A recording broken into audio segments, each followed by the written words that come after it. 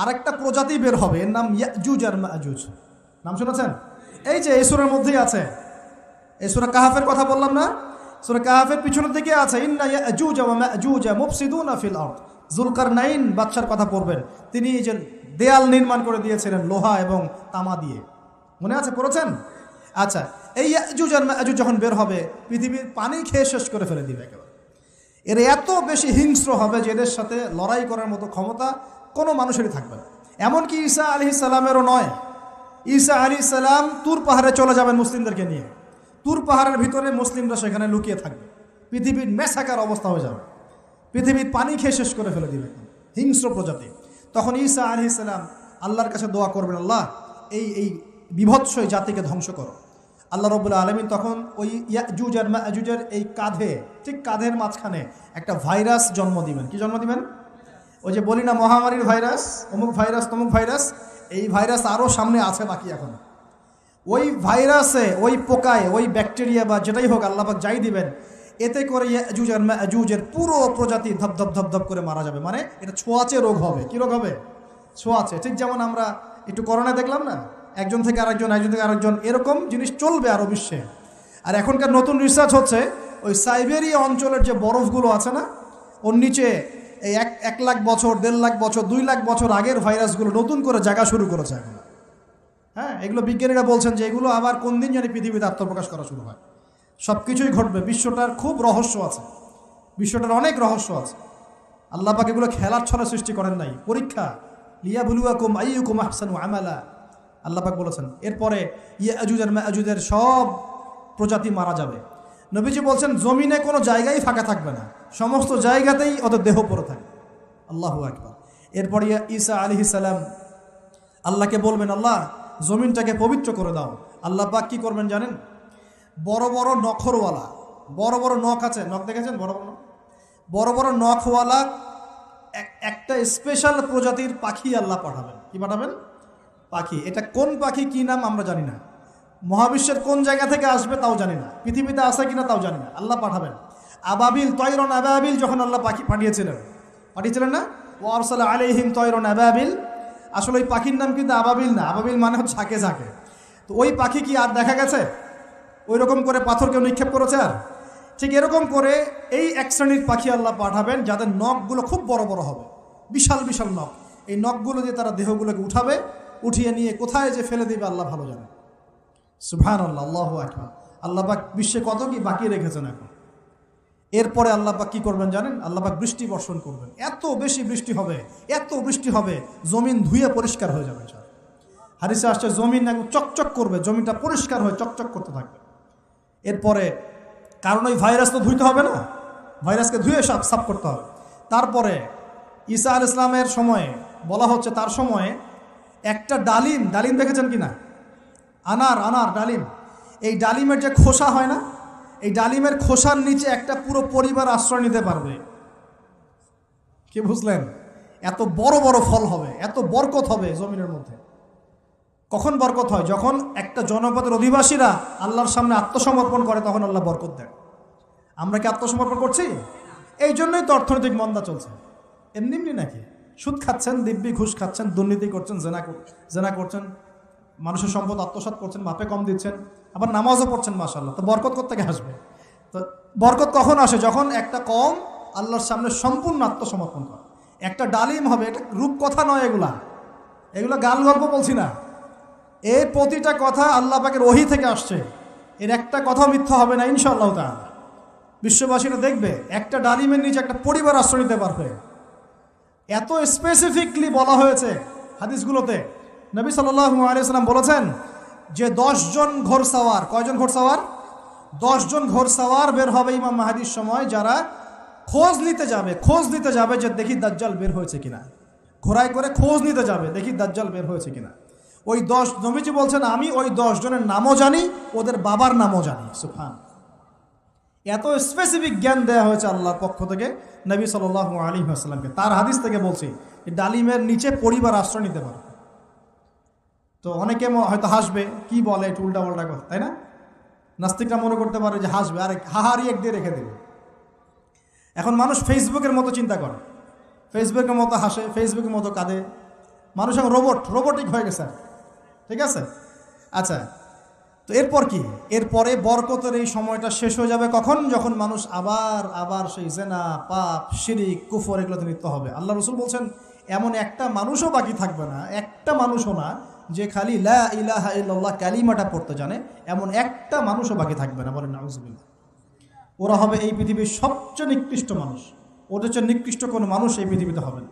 এখনও কি এরকম সময় আসে নাই? এখন কি লা ইলাহা ইল্লাল্লাহ আছে না? পূর্ণাঙ্গ প্রয়োগটা নাই, কিন্তু কালিমা তো আছে কি না? তখন নবীজি বলছেন এমন একটা যুগ আসবে যে লা ইলাহা ইল্লাল্লাহ বলার মতো একটা মানুষ খুঁজে পাওয়া যাবে না। আর মানুষ রাস্তাঘাটে কুকুরের মতো জেনা করবে। রাস্তাঘাটে কুকুর যেমন সঙ্গম করে না রাস্তাঘাটে, ওই রকম করে মানুষ রাস্তাঘাটে জেনা করবে। ওই সময়ে আল্লাহ রাব্বুল আলামিন পশ্চিম দিক থেকে সূর্য উঠাবেন। কোন দিক থেকে?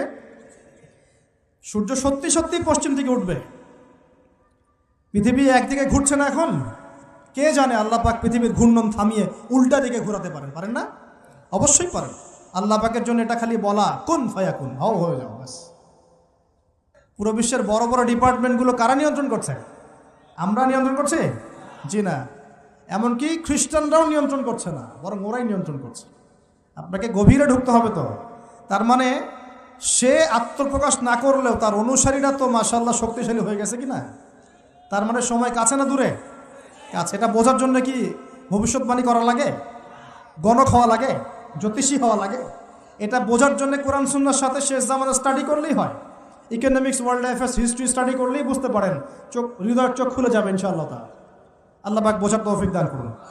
এখন সে বের হয়ে বিশ্বটাকে শাসন করবে ঠিকই, কিন্তু তার সাথে লড়াই করার ক্ষমতা ওই সময় মুসলিমদের থাকবে না। তখন আল্লাহ পাক পাঠাবেন ওই যে সত্যিকারের মাসিহ ঈসা আলাইহিস সালাম। কাকে পাঠাবেন? তিনি নামবেন সিরিয়ায়। কোন দেশে? সিরিয়ার দামেশকে তিনি নামবেন। দুজন ফেরেশতার কাঁধে ভর দিয়ে, তখন তার চুলগুলো দিয়ে টপ টপ করে মুক্তার মতো পানি ঝরতে থাকবে, এমনটা হাদিসে বলা হয়েছে। সুবহানাল্লাহ, সুবহানাল্লাহ।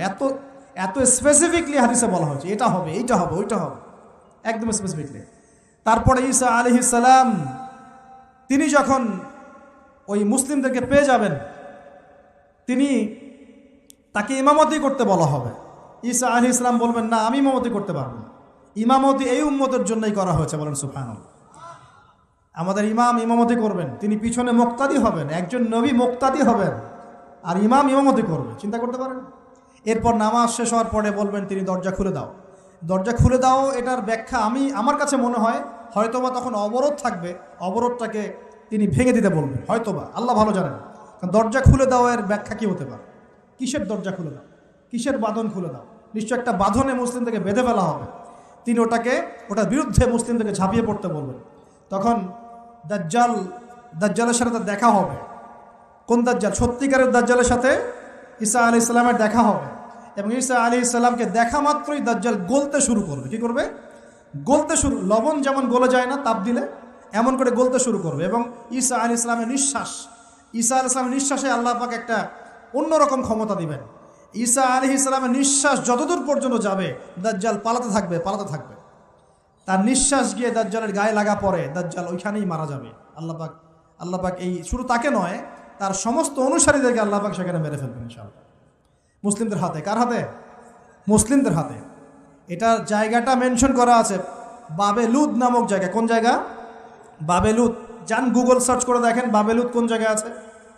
আমি বলে দিব না, দেখেন কোন জায়গায় আছে, কারা ওটা নিয়ন্ত্রণ করছে দেখেন। ওইখানে দাজ্জাল মারা যাবে। মানে সত্যিকারের মাসিহের হাতে মিথ্যা মাসিহ মারা যাবে ইনশাআল্লাহ, ঠিক আছে? এবং তার অনুসারীদের পতন হবে। এরপরে ঈসা আলাইহিস সালাম এই ক্ষমতাটা দখল করবেন এবং সারা বিশ্বে তিনি শান্তি শৃঙ্খলা কায়েম করবেন। একজন ন্যায়পরায়ণ শাসক হবেন ইনশাআল্লাহ তাআলা। এবং তিনি নতুন কোনো শরীয়ত নিয়ে আসবেন না, উম্মতে মুহাম্মাদের শরীয়ত কায়েম থাকবে ইনশাআল্লাহ। এরপরে 40 বছর তিনি রাজত্ব করবেন। কত বছর? 40 বছর। এবং তার বিবাহ শাদীও হবে এবং তার ইন্তেকালও হবে। তাকে দাফন করা হবে নবী মুহাম্মদ সাল্লাল্লাহু আলাইহি ওয়াসাল্লামের ঠিক পাশেই। আল্লাহু আকবার। ঠিক তার পাশেই দাফন করা হবে। এরপরে মানুষ আবারও খারাপ হওয়া শুরু করবে। কেমন খারাপ হবে? ও আচ্ছা, মাঝখানে একটা কথা বলতে ভুলে গেছে। ব্যাস, আমি কয়েকদিন আগে রিপোর্ট দেখেছি, পৃথিবীর নিচে কিন্তু আগুনের স্তর আছে। আচ্ছা, জানেন তো পৃথিবীর নিচে আগ্নেয়গিরিগুলো আছে। পৃথিবীর ভিতরেও একটা ঘূর্ণন হয়, সেই ঘূর্ণনের দিক পরিবর্তন হচ্ছে দিন দিন, এমনটা রিপোর্ট এসেছে। দেখেন, আপনি ইন্টারনেট ঘাটাঘাটি করেন। আর অনেকে রিপোর্ট করছে যে পৃথিবী আগে যে গতিতে ঘুরতো, এখন পৃথিবীর ঘূর্ণন গতি একটু বেড়ে গেছে। দেখেন রিপোর্ট, দেখেন ঘূর্ণন গতি বেড়ে যাওয়ার মানে হচ্ছে টাইম দ্রুত পাস করবে। আর শেষ জামানার হাদিস এটাও আছে, সময় দ্রুত পাস করবে, আছে না? এটা হাদিস আসছে। তো প্রিয় ভাইরা, এই সময়ে মানুষ খারাপ হওয়া শুরু করার পরে এমন খারাপ হবে, আল্লাহর নাম নেওয়ার মতো কোনো মানুষ থাকবে না, আল্লাহ আল্লাহ বলার মতো কোনো মানুষ থাকবে না। তখন পশ্চিম দিক থেকে সূর্য উঠবে। কিভাবে কিয়ামত হবে? নবীজি বলছেন, একজন ব্যক্তি পানি খাওয়ার জন্যে পাত্রটাকে মুখের সামনে নিবে, পানি গিলতে পারবে না, কিয়ামত হয়ে যাবে। নাউযুবিল্লাহ। ইযা ওয়াকাআতিল ওয়াকিআ লাইসা লিওয়াকাআতিহা কাযিবা আল খারিআতু মাল খারিআ ওয়া মা আদরাকা মাল খারিআ, আছে না? আম্মা ইয়াতাসাআলুন আনিন নাবাইল আযীম। কত সূরা আছে কিয়ামত সংক্রান্ত, পড়ে দেখেন। ইযা যুলজিলাতিল আরদু জিলজালাহা ওয়া আখরাজাতিল আরদু আথকালাহা ইযা শামসু কুওয়িরাত ওয়া ইযা নুজুমু কাদারাত। এই সূরাগুলো পড়ে দেখেন। আম্মা পারার শেষ পারাটা, যেটা 30তম পারা, এর সূরাগুলো পড়ে দেখেন। কিয়ামত চোখে দেখতে পারবেন ইনশাআল্লাহ। সিংহায় ফুঁক দেওয়া হবে। আল্লাহ পাকের ফেরেশতার এত ক্ষমতা আল্লাহ দিয়েছেন, একটা ফুয়ে পুরো মহাবিশ্ব ধ্বংস হয়ে যাবে ইনশাআল্লাহ। চারটাখানি কথা নাকি? দ্বিতীয় ফুৎকারে আবার সবাইকে জীবিত করা হবে। এবং এই যে দুনিয়ার জীবনটা আমরা কাটাচ্ছি, এই 30, 40, 50, 60, 100 বছরের জীবন, এই জীবনের এক একটা হিসেব আল্লাহর সামনে দাঁড়িয়ে সেদিন দেওয়া লাগবে। অতএব এই দুনিয়ার জীবনটাতে প্রস্তুতি গ্রহণ করি, 5 ওয়াক্ত নামাজ পড়ি, যাকাত দেই, কালিমা বোঝার চেষ্টা করি, আল্লাহ তাওহীদ শিখি, জানি, বুঝি, নবীর সুন্নত অনুযায়ী আমল করি, হালাল খাই, পরিবার গড়ি, মানুষকে সৎ কাজের দাওয়াত দেই, অসৎ কাজে নিষেধ করি, ইসলামকে আল্লাহর জমিনে প্রতিষ্ঠা করার চেষ্টা করি। আল্লাহ পাক যা দিয়েছেন, জানমাল, সময়, শ্রম, আল্লাহ পাক যা দিয়েছেন, ক্ষমতা, প্রতিপত্তি, সম্পদ, এগুলোকে আল্লাহর দিনের জন্য ব্যয় করি। ইনশাআল্লাহ দুনিয়া সফল হব, পরকালে সফল হবে ইনশাআল্লাহু আযজা ওয়া জাল্লা। আল্লাহ পাক আমাদের সবাইকে সমকালীন ফিতনাগুলো সম্পর্কে সচেতন থাকার তৌফিক দান করুন, এবং এই রমজান, আসন্ন রমজানে পরিপূর্ণরূপে ইবাদত করার তৌফিক দান করুন, এবং এই ইবাদত এবং শিক্ষাগুলোকে সারা বছর ধরে রাখার তৌফিক দান করুন, এবং জামানা সম্পর্কে সচেতন থেকে আগামী দিনে যা হবে সেভাবে পদক্ষেপ নেওয়ার তৌফিক আল্লাহ পাক দান করুন। আমিন।